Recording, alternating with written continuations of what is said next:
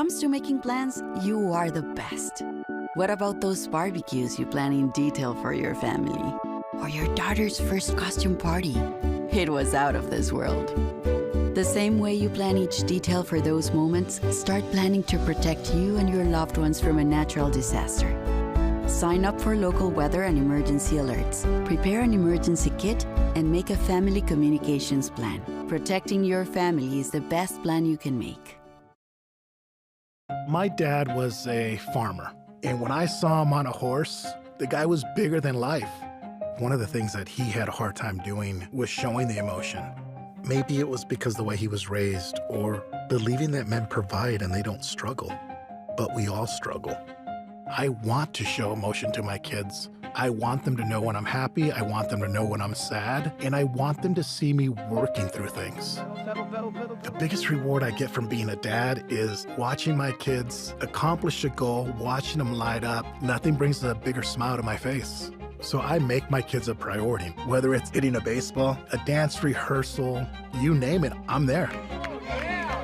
They're gonna remember that they grew up loved. Be brave. Be there every day.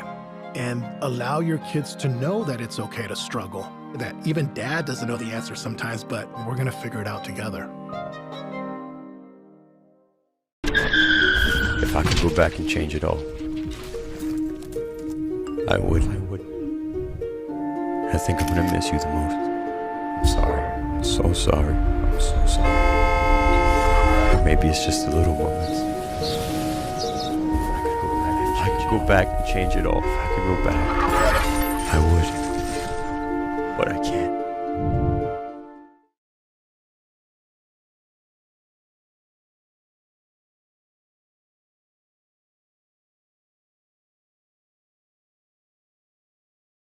Hello, everyone. Welcome to Mind of a Man. I'm your host, Elder James Jones. My co-host, Toby, he's under the weather right now. Lift my brother up in prayer. But all things being wonderful and great in our lives, we still here on this planet. We have a wonderful guest. We have still a part 2 of about men and their vulnerability of being promiscuous, I like to say, or in other words, in a better way, cheating. Do we all do it? Or is it just some men? Or is it just particular individuals? But Miss T. Marie gonna introduce herself to us so we can kick this shindig off and have a great time here and really get to a wonderful discussion that a lot of people have in closed rooms, but we don't have out in the open. And it's very important as being not only male and female, but human beings that we have discussions that affect not only individuals, but family, people. And they can do a lot of damage to people. So no further ado, Miss Tim Marie, welcome to Mind of a Man. Introduce yourself to everyone, please. First of all, thank you for having me. I really appreciate that. Thank you so much. I like how you cleaned that up about me and being promiscuous. You know, you rolled around the whole cheating thing, but you know, whatever. We'll go with that. But for those who don't know me, my name is T. Marie. I am a dating coach and a relationship coach as well. I am the author of the book called No More Boyfriends. Also, that movement is called No More Boyfriends. It teaches you how to date intentionally and on purpose. So that's my spiel. I've been doing media for years. I've been a media personality. And so I'm not new to the camera. I'm not new to the discussions. I'm not new to this controversy. So when I was asked to come, I was like, count me in. Let's have this conversation. Well, you know, I enjoy having these kind of conversations because they can be very candid. What they don't say is you get to peek inside people's personalities and why they're doing what they're doing. And for some who do it, they sit there and justify it. But let us take us back from the beginning. When we first see someone that intrigues us, incites us, that says, wow, this individual is beautiful. But as I thought about the subject, I was like, you know, we always get on the men, but we very seldom see the insight of when women flip the script and are doing it, right? And so I want to know the real reason, because I said to my co-host and to my producer right there, I said, I'm going to disagree with you. I think there's something there. I think they're going out looking for something. And one said, it's the hunt. I said, no, I believe that it's something there that they're missing, that they're going to look for, right? They can have 90% of everything they have at home and don't want to leave that. But I believe, and I want your perspective, they're out there looking for something that they think they can get from the other individual. Right. Well, I do believe that men and women cheat for two entirely different reasons. I do believe when it comes to men cheating, it's two things. It's either unfulfillment or there's a greed or insecurity. Like, men do things to feel a way, right? To for their egos and to build those type of things. And so that's why if they sleep with a person, it doesn't necessarily count as anything. You know what I'm saying? They can sleep with them and be gone because it's not filling an emotional void like it is for women. So when men are cheating, normally, most of the times, I would agree and say it's something missing, especially if it's in a relationship, right? If it's in a marriage and the marriage has been there a long time. But you also have men who are cheating just because of their own insecurities, and they need their number count, or they need to feel like something, and being able to get this woman whenever they feel like it, feels an insecurity or feels a void that's actually within themselves. And, you know, so when they're out doing it, they really feel like it's nothing because they don't think they're hurting anybody, but they don't understand they're actually taking the risk of damaging the person that they're with. They don't understand the repercussions of when they cheat. Okay, so I love that. So it leads me to my next segue. I want to know, why do some women stay and know about the other woman? That's what I think just it blows my mind. It just blows my mind. Again, so oftentimes that has a lot to do with time and investment, right? If it's a marriage, a woman who has invested time, resources, money, or whatever into that marriage. That's her marriage, and she's not willing to just throw it away because of another woman, right? She has decided to live with that, with that choice that she's making, because she has invested so much, and she rather just stay in that situation rather than leave and start over, right? I don't understand it, but I do understand not wanting to give up something that you have invested in so long with. And we have to understand, marriage is different than being in a boyfriend-girlfriend situation. Right. There's a total different commitment there. There's things that the bond is totally different. There's a covenant that's there. So that right there is a total different bond when you involve marriage in that. And to up and leave is not always that woman's first choice. She's connected to you mentally, physically, and emotionally. And so just jumping up and being like, I'm out, is not always the answer for some women. So they're willing to stay through it, even through knowing that there is somebody else. Would I do that? Absolutely not. But there's some voids that, again, some women have, and it's normally a void that allow these women to stay way past the expiration date. That reminds me of having a stone in your shoe while you're walking. I don't know how long you're gonna walk like that, but I can't. Like, as soon as I feel the pebble, it's gotta go. Like, I can't do it. But there's a fulfillment that you have to be able to walk away from something that you have been committed to for so long. You've invested in so long, and oftentimes women are just willing to either give it another chance, or they're just like, you know what? Just let them do what they're gonna do. I'm gonna do this, and I'm just gonna let that be what it's gonna be. But I think it's very sad, because I think about the emotional or the spiritual part, but what really gets me is the aspect of, is there a spiritual part to there? You know, is this particular person, because I bring that up because very few people want to tread on that particular area and really don't want to open up those can of worms. But you're saying a vow in front of everyone, and then you got the litigated gall to bring up God in the matter. Right. And then swear by it, and then soon as it gets hot in the kitchen, you feel as though I'm going to revert back to my old ways before I met you, but you don't think that she's not noticing the change. But I wanted to bring up the woman because we here in the ATL, we see that a lot of women, they as they say, they can run that game better than the men can run the game.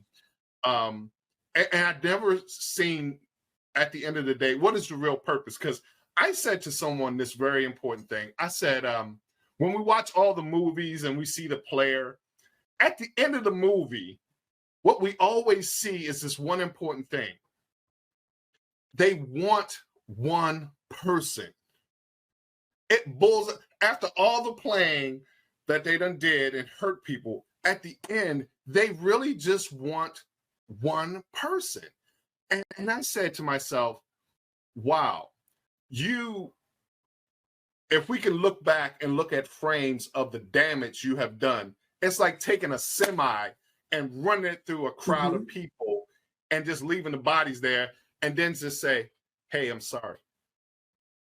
Right. And I just don't think that when there's no consideration taken when people do what they do, right? Oftentimes it has a lot to do with selfishness. And let's be clear about a cheater, okay? A cheater didn't just start cheating when he got with you or when she got with you.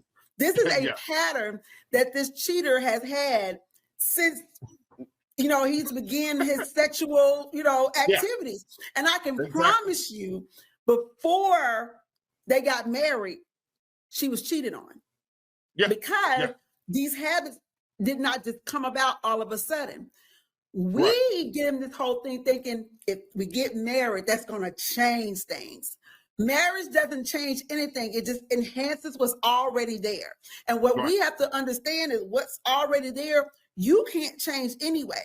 Only a person that decides that what their behavior, that they don't like their behavior, that's the only person that's going to change. And most times people like who they are. They like who they are. And you can't change a person who likes who they are. They see nothing wrong with what they do. And so no matter what hurt it brings, no matter what damage it brings, and no matter the cost, they're willing to stay in who they are just to be filled. And that's a sense of selfishness that they have always had, even prior to them getting married or the relationship. We played out in a movie called Best Man. and it was okay until it really was his best man. Right. But it wasn't his wife. It wasn't his fiance.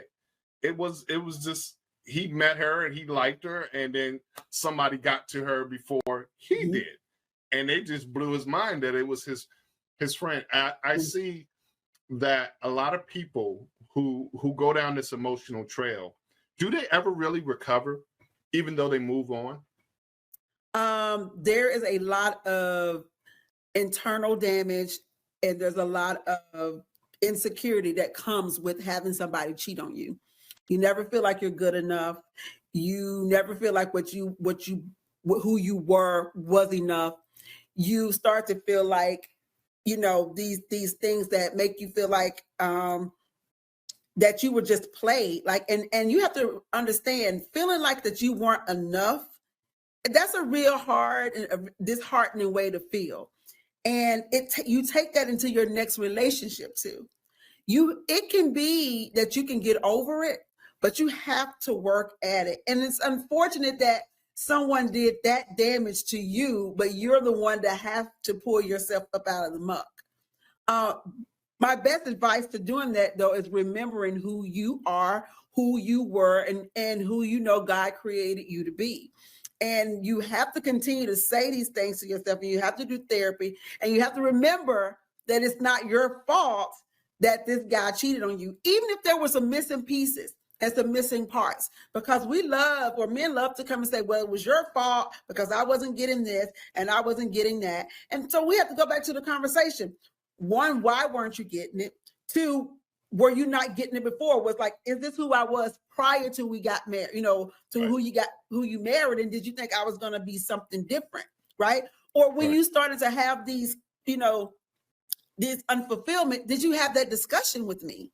Like, we're not adult enough to solve problems. We're always avoiding conflict. We're always, not wanting to look anybody in the mirror and be like, look, we need to talk. And until right. we become adults, we're not going to be able to resolve this type of conflict, because most marriages can be saved, right? If right. we're honest, right? And we do the work. Well, you said a key piece there. Yeah, honest, right? Yeah. If we're honest, but not honest only with our partner, with ourselves, because we lie to ourselves a lot.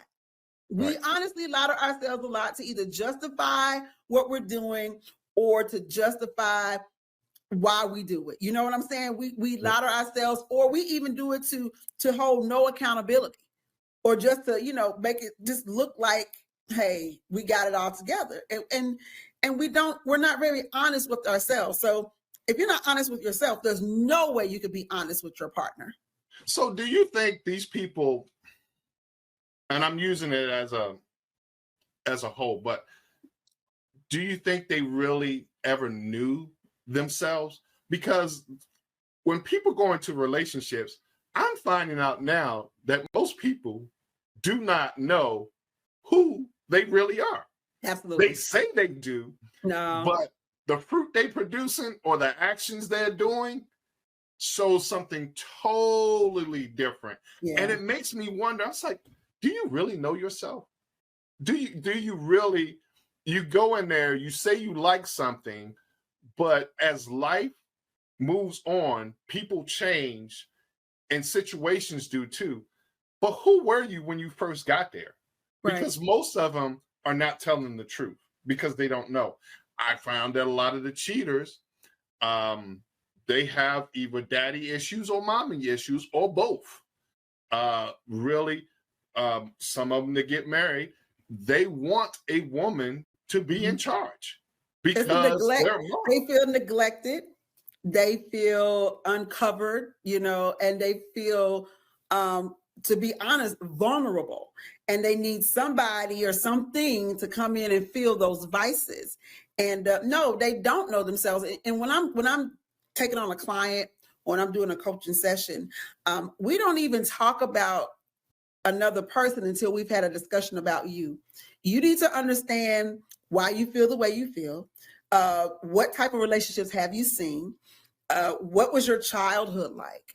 What were your likes? Why do you want to be in a relationship? Do you understand that the relationship is not about you? See, oftentimes I get in talks with people and it's about what they can get out of the relationship, not what they can put into the relationship. Right. And I say, hey, this is what I want you to know. The relationship is all about what you can give. Right. And that's the same thing with the other partner. So if you guys keep giving to each other, nobody goes without. If you're trying to take, and somebody else is, if you're a taker and the other person's a giver, you're going to deplete that person completely, right? So you have to be careful who you partner with. Like, is this person a giver? They have to be, or they're not going to be a good partner.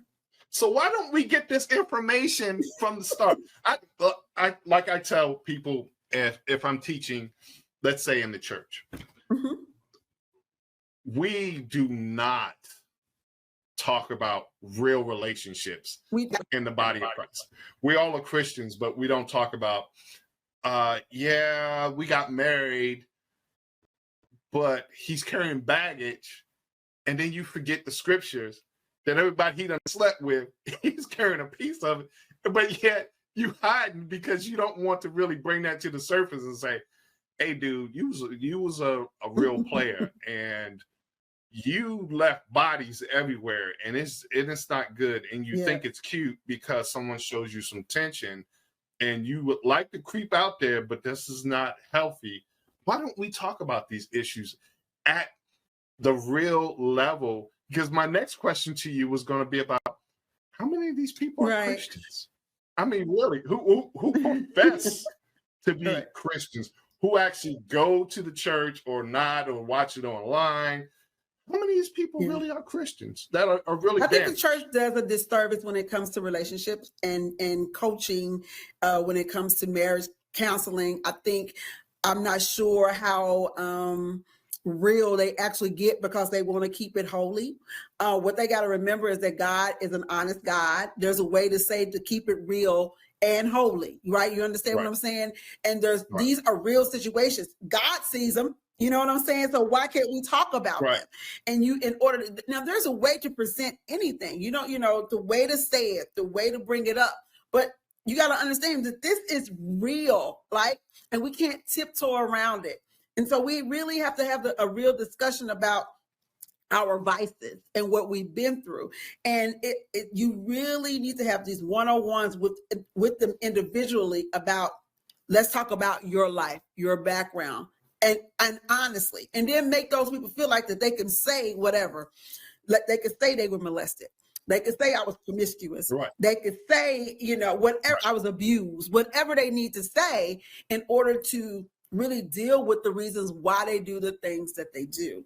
So I think as a church, we need to have real conversations in our singles ministries and our marriage ministries. Not only that what we're doing is godly and holy, right?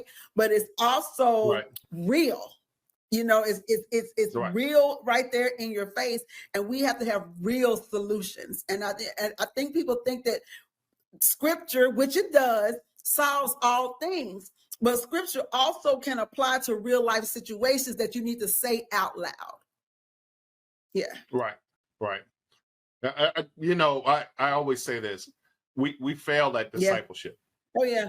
I don't care what denomination. I don't know. Like I told them, I've taken enough courses and in school. Your 10 and 16 weeks is not cutting it. But people actually want you.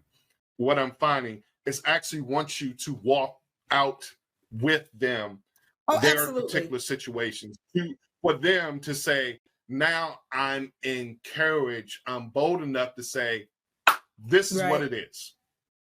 They're not receiving that. And so we're losing them by the droves, and they're being hurt outside because it's the old switch and bait. I'm going to talk Christian so you can like me. I'm going to dress up so you can like me. I make sure I work and look presentable, but meanwhile, I'm going to damage you emotionally.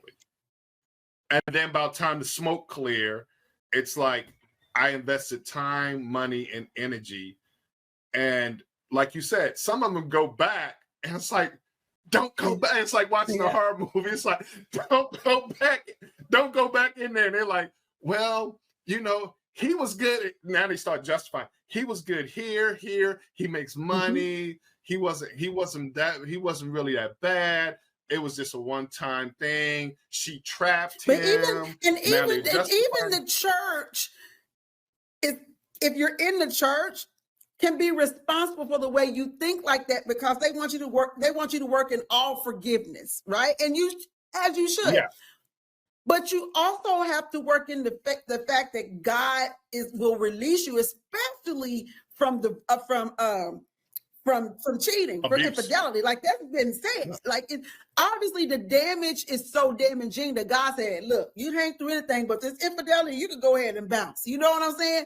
And so we got to think about, when we're telling our people to stay together, to stop doing it for saving face.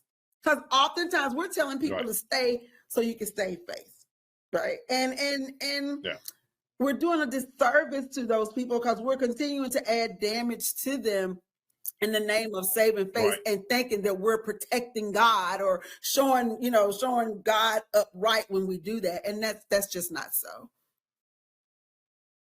Well, I would say this, Ms. Marie. There's a part two to this that people don't rarely talk about, and that's about let's slide them babies up in there. Let's slide them babies up in there, because then we're gonna stay for the babies. Right. We're gonna stay for the babies. So many people. We're gonna catch it all, but we're gonna save for the babies, and that's our reason. Our mindset is really messed up because of the fear that they might grow up in a way that they might have seen that is unhealthy, and so they stay. But you stay for the babies, but you don't correct your behavior for the babies. And y'all so crazy that y'all think that the babies can't tell what's going on. So now you're teaching this baby, if it's a girl, whoever's getting damaged, to accept the same behavior. And then you're teaching the son to do the same behavior. So you're not staying, if you're staying for the babies, you're not helping the babies. What's healthy for the babies is to see two parents who just maybe it didn't work out, be able to co-parent and treat each other with kindness and grace and love in spite of not being together, so they can realize that no matter what goes on, kindness, love, and patience and grace existed between my mom and dad. Right. So why do we have family members who we try to help or save, for a better word, and tell them that this relationship is unhealthy, but yet they stay there? I don't get it, because let's just say, with all your knowledge, Miss Marie, you have a family member who's like, "Sweetie, I do this for a living. Why are you doing this?" And he's like, I don't know. I just love him. I'm like, that 4-letter word is abused so bad. Lord, I don't even know how I wish I had some more time, because I can tell you how I feel about that 4-letter word when it comes to, especially the dating part of it. But we can't take for granted why God created sex and the bond that it's made to be. When we have sex, when we're connected in that intimacy, God created that so that we can stay connected to our partner, our husband, our spouse.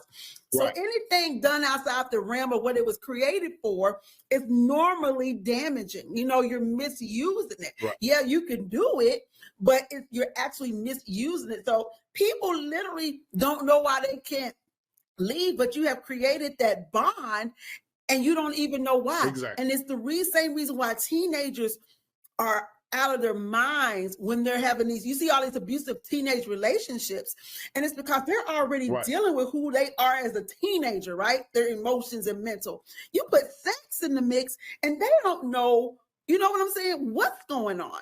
And so again, another tool that's been mishandled out of its natural use will always cause some type of damage and frustration.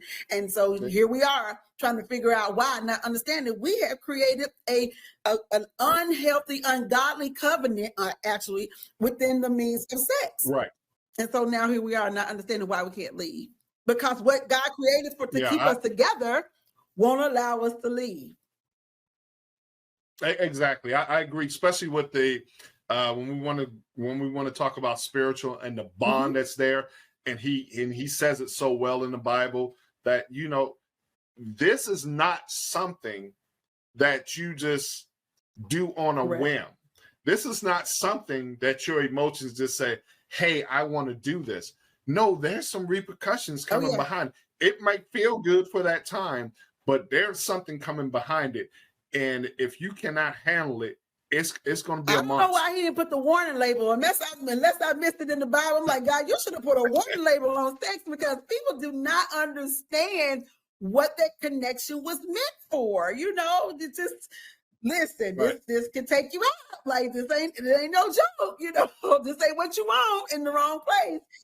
You know what I'm saying? So it's really hard really bad that we, I always think about the conversations I had with my mom when it came to sex and the reality of it. And it was the conversation was, "Hey, Mom, my friends are having sex. What if I have sex?" My mama's answer was, "You're not. Period." I'm like, wait, what? That's not what I'm doing. She's like, "No, have sex. Like, I'm like, well, you think I should get on birth control just in case? And she would not let me on birth control. She said, because for her, that would give me permission to actually have sex. Exactly. So I never was. And I was in college before I had my first encounter. So it's just kind of like those things that I think need to, especially now, have to be explained more. But guess what? The parents not even in condition to do these explanations because they have no idea. So, well, I think by now, some of them have an inkling. But this is the thing. I don't want you to know about my sin because then I have to, because you're going to start questioning. And the more you start questioning, people are like, really, Mom? Well, really? I can give you all like that? You got out there like that? I can give you all them details, but what I can tell you is that based on certain experiences myself, right, I can tell you why it's just not a good idea. And we have to be able to be open and have these conversations with our kids. Like we have to, especially in a time where the music talks about nothing but sex, when the TV is showing nothing but sex, when the environment of all our kids ain't got nothing to do but sex, when everything is sex. You really have to talk to your kids about what's out there and honestly about that. And so if we're not, we're going to do a disfavor. Yeah, I always say this. If you're not going to teach them, the world will absolutely teach them. And they're going to teach them very, as we used to say, raw.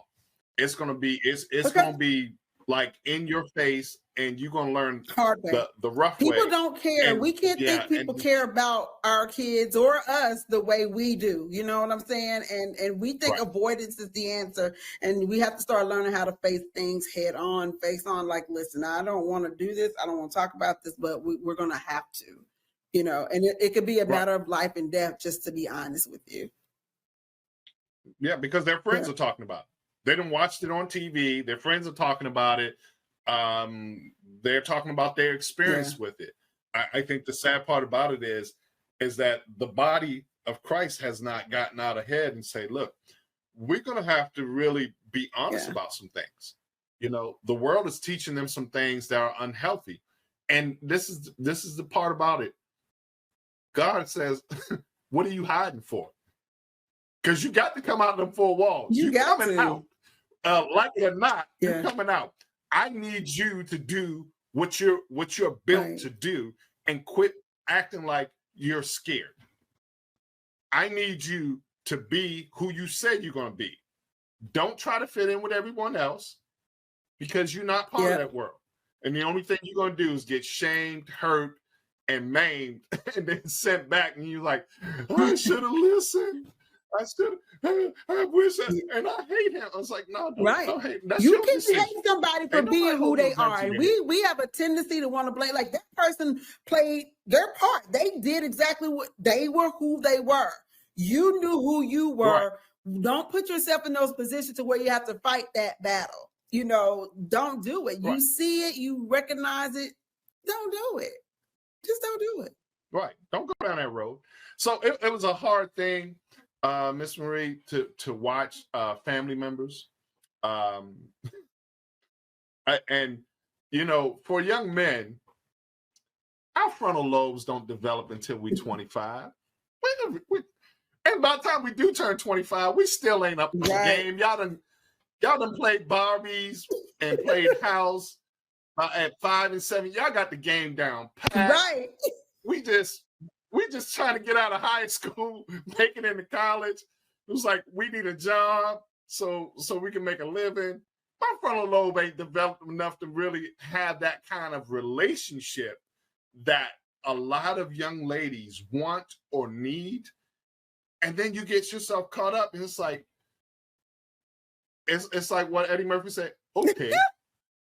I'm just going to go with it now because I don't know any better. And I didn't heard some foolishness from somebody. The unfortunate part of that's the reason why we had mom and dad. We should have had a mother and a father to guide us through those things. So only a man can teach a man how to be a man, and only a woman can teach a woman how to be a woman. And when we come to developing things within us, who we are, and we don't have, let's just say we don't have a father, you at least should need to have have a father figure if you have a son, if you have a Right. daughter, but you should have that figure somewhere in your life that can be the advisory to that person as a man to do and not do. You know what I'm saying? And same thing as if a Right. man is around and there's no mother for the kid, you should have a woman that's there to be able to advise and talk and nurture this child the way they need to, the way a woman should. You know what I'm saying? So there's two sides of the coin that every child needs. But then there's an identifiable side for a son that he needs a father. Right. Hey, we used to say, take him to the mother of the church. She get him Lord, right. all she do is scare the darn deaf. I'm telling you. But you was going straight Like, to hell. you You'd be gonna- like, what? What's going on? You be like, you gonna sit here and you be gonna pray until that demon come out, Demon just get tired. and we gonna lay Yeah, hands. demon be tired like I'm out. Okay, I'm gonna see y'all. Y'all can have this. We through.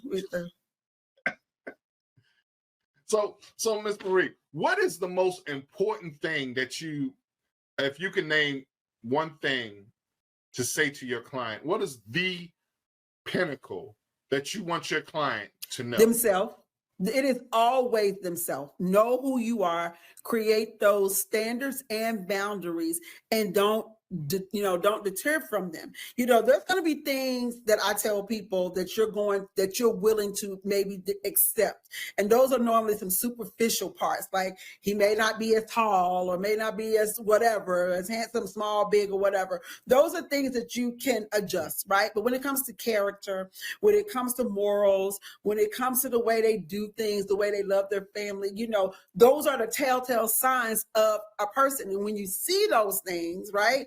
Recognize them for what they are. Right. And then knowing yourself and knowing what you're dating for. That's it. So if you're dating for intentional purposes, there's no need for you to entertain a person who's casually dating, who's already told you they don't want to be married, Right. who's already told you, let's just go with the flow. Like that is your cue to just be to the left. Like there's no need to continue to entertain.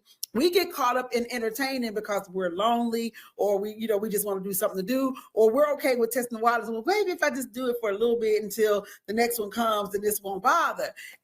But when you know yourself and you've decided what it is that you want for yourself, I tell people all the time, it's just like weight loss. When you've decided you want to lose 10 pounds, you set up the standards to do what you need to do to lose those 10 pounds, okay?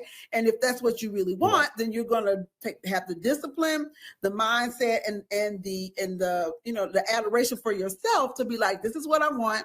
I'm going to do the work to do it so that I can get the reward. Well, let's say I'm gonna take me for an example. I'm gonna use me. So you said that, and I'm just gonna go with the flow.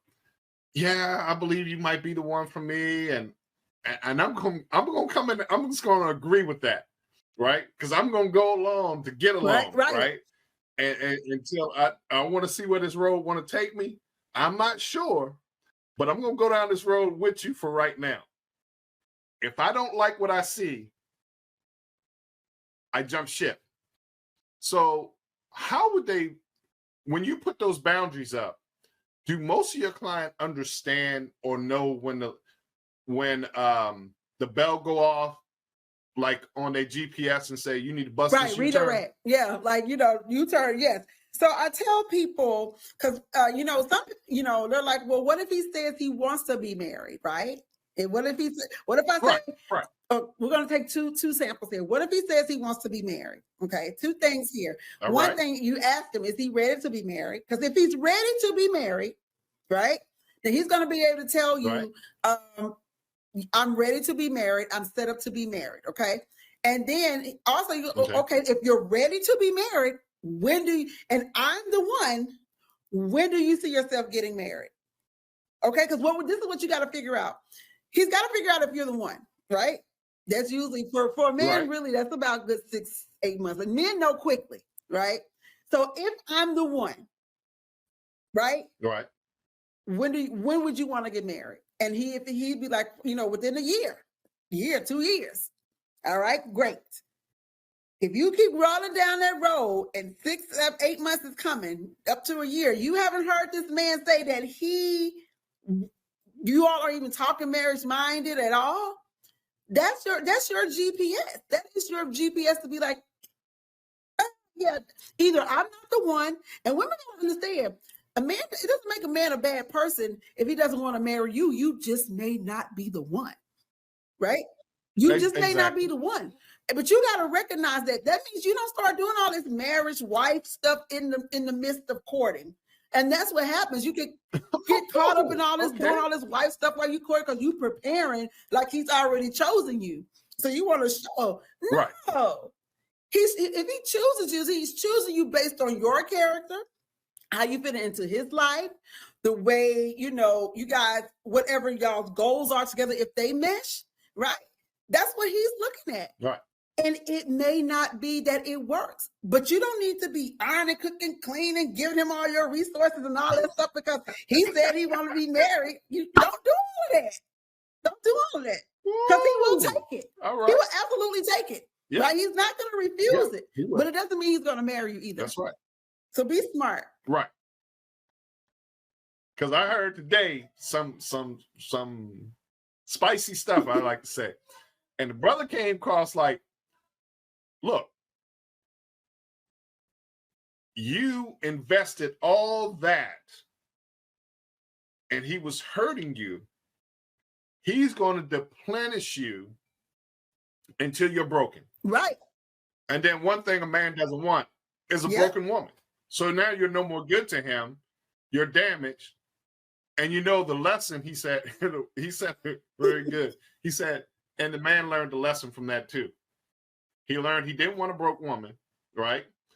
And he also learned that you are a good woman, but it wasn't for him. You weren't for him. He was for someone else.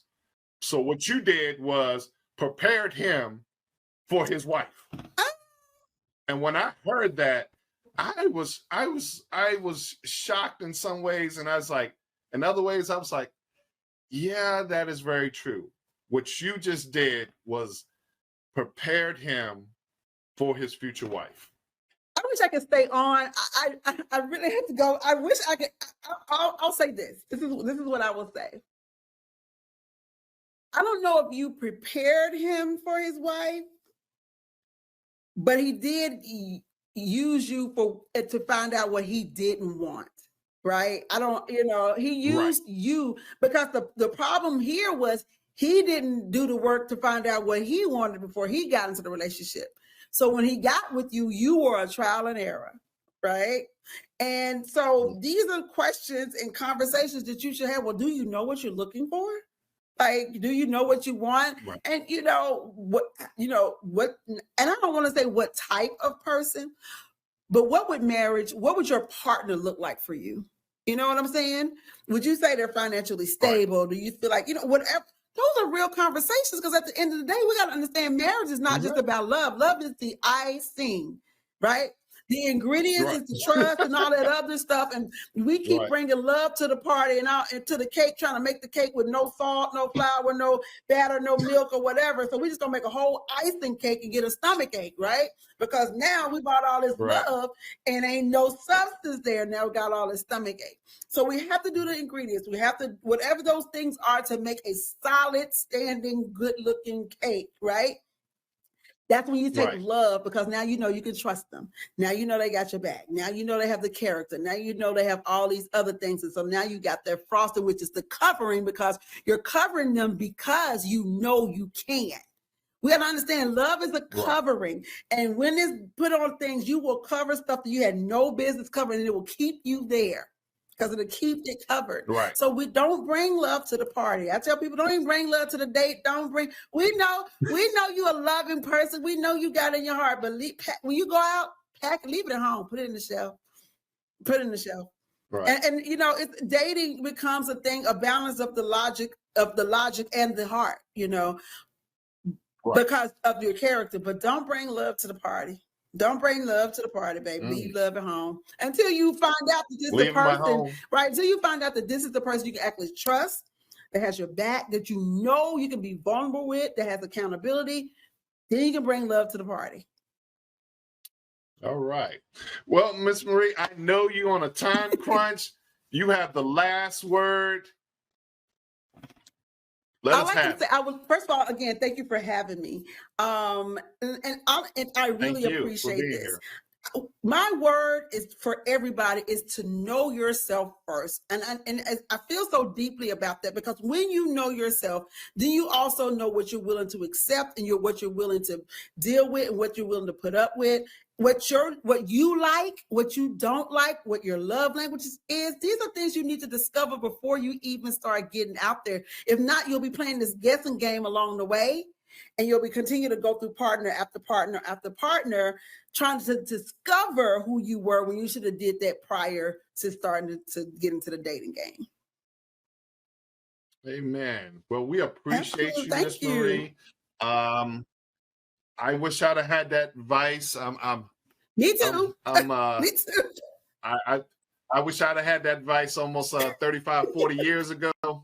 But I'm married. Good. And all my children are adults, so I've been married for about 26 years. Feel like more like 30, but I love her to pieces. That's who God gave me, and I can say that without a quiver of a doubt. But for those who do not know, I think that's a solid word to know that is I will tell you, Miss Marie, that is a task, because if you don't know where to start and how to start to know who you really are, you're going through the motions and trying to do life blind. So God created a masterpiece in all of us. It is up to us to find that masterpiece that he has for us, our gifts, our talents, and our passion, but really the purpose of why you're here. Let us bless one another. Let us go and enjoy life, because most of us don't. We don't understand how the other half of the world lives. I've been to some of those countries. It is definitely not like the Western culture here in America. We are blessed beyond belief, financially, spiritually, and everything in between. So never take life for granted. Hug somebody, kiss somebody, call up someone that you haven't seen in a while. We thank you. We praise God for you. I'm Jenny Garth, and as a mother of 3, I know kids worry about a lot of things. Getting enough food to eat shouldn't be one of them. But here in America, that is a real worry for 1 in 5 children. Even though we are one of the most food-rich countries in the world, 15 million children don't know where their next meal is coming from. This is unacceptable, and something the Feeding America nationwide network of food banks is working to solve. Instead of accepting that our country lets billions of pounds of surplus food go to waste every year, Feeding America has made it their mission to help families in need by rescuing this food. Through food pantries and meal programs, the nationwide network of food banks provides more than 3 billion meals, serving virtually every community in the United States, including yours. Join me in supporting Feeding America and your local food bank by visiting feedingamerica.org. Together, we can solve hunger. Together, we're feeding America.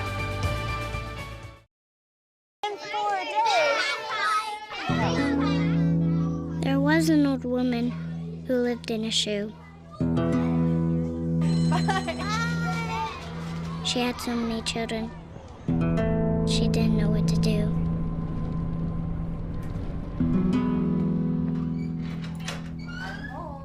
Did you have a good day at school? She gave them some broth without any bread. There you go.